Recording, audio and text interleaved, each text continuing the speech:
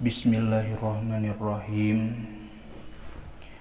Ngalajeng hancadaresan kitab Durratun Nasihin kantun halaman 144 qauluhu ruwiya anna Isa. Bismillahirrahmanirrahim. Ruwiya diriwayatkeun naon anna Isa lafad anna Isa.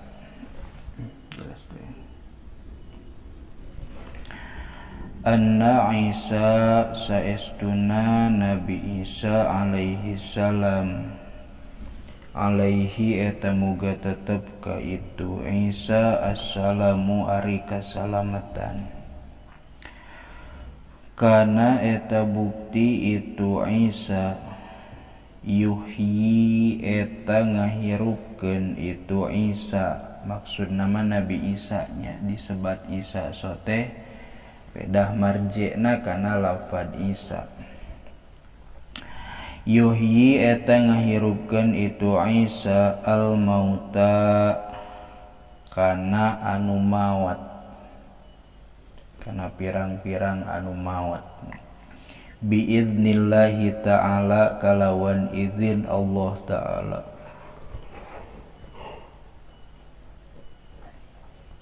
Faqala maka ngadawuh atawa ngucapnya, ulah ngadawuh atuh.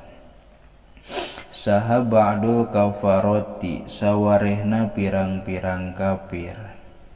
Kana lafad innaka tuhyil mauta, innaka saestuna anjeun tuhyi eta bisa ngahirupkeun anjeun al mauta ka pirang-pirang anu maot idza kana di mana-mana bukti itu mayyitna hadisan eta anu anyar.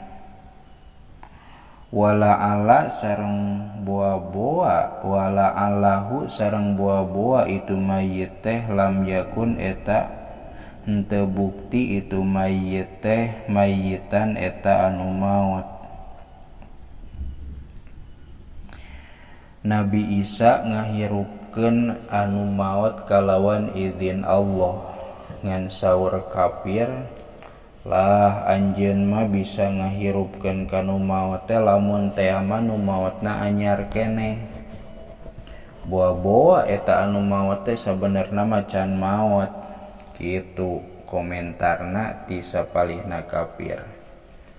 Tuluy eta kafir teh menta fa ahyi lana man mata fi zamanil awali. Saur eta kafaroh fa ahyi maka kudu ngahirupkeun anjeun lana pikeun urang sadaya man kajalma mata anu maot itu man fi zamanil awali dina zaman anu ti heula, maksudna mah zaman baheula. Saur eta kafaroh lamun nya mah anjeun bisa ngahirupkeun anu maot cik sok hirupkeun mayit anu geus heubeul, anu geus lila ulah nu anyar keneh. Da mayit nu anyar keneh mah boa-boa kong kalingkong jeung anjeun. Ta kumaha walaran Nabi Isa. Faqala Isa, faqala maka ngadawuh saha Isa Nabi Isa alaihi salamu, alaihi eta muga tetep ka itu Isa assalamu ari kasalamatan.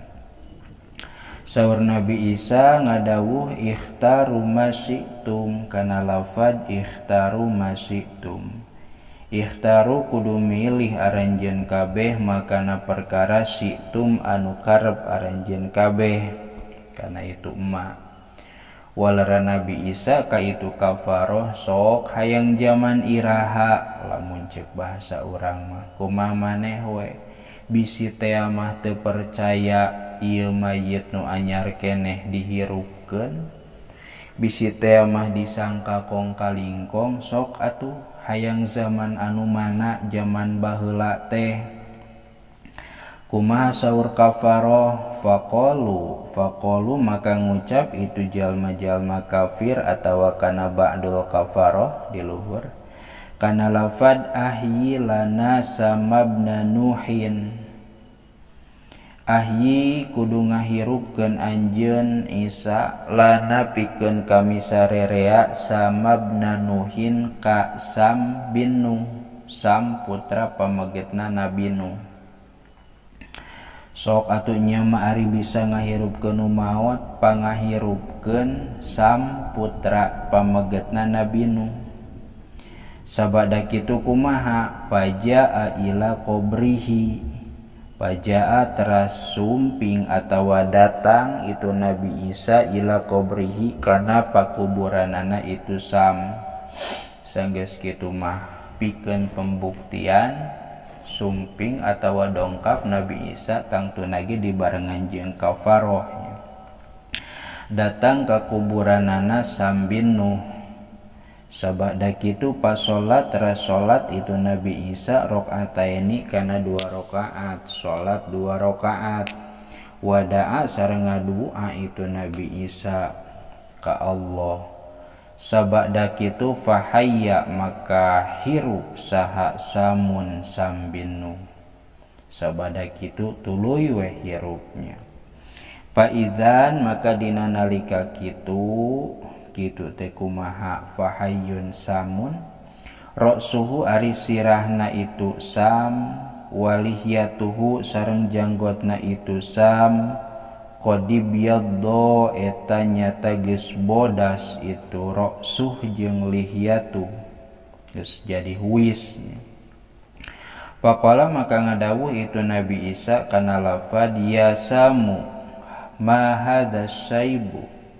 ya Samu he Sam ma hadza syaibu ma hadza eta naon ma eta naon hadza syaibu ari ieu huis walam yakun sareng henteu bukti itu huis teh pi zabanika di zaman anjeun kitu saur Nabi Isa teh kumaha walaran Sam faqala maka ngucap itu Sam bin Nuh kana lafad sami'tu nidaaka sami'tu geus nguping kuring nidaaka kana panggero anjeun padonantu maka nyangka kuring annal kiamata kana saestuna kiamah qad qomat eta nyata geus ngadeg itu kiamah pasaba maka jadi huisan naon roksi sirah kami maksudna buukna nya walihiyati sareng janggot kami minal hauli tina rasa pakewu rasa ruas faqala maka ngadawuh itu Nabi Isa mundu kam sanatin anta mayyitun mundu kam timimiti kam sanatin geus sabaraha taun anta ari anjeun mayyitun eta maot faqala maka ngajawab itu Sam bin Nuh kana lafad mundu arba'ati alafi sanatin timimiti atawa dina waktu geus 4 pirang-pirang ribu tahun